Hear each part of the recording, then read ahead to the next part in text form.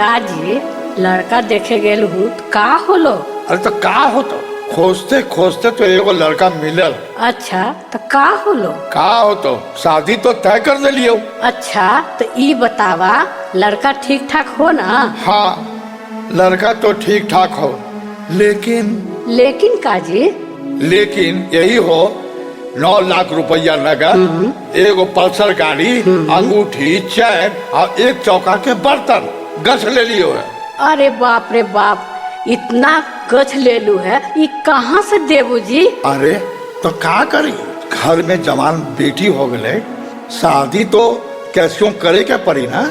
अगर कुछ ऊंच नीच हो जाते तो दुनिया समाज का कहते। पापा, ए पापा। हाँ बेटी, बोला का बात हो।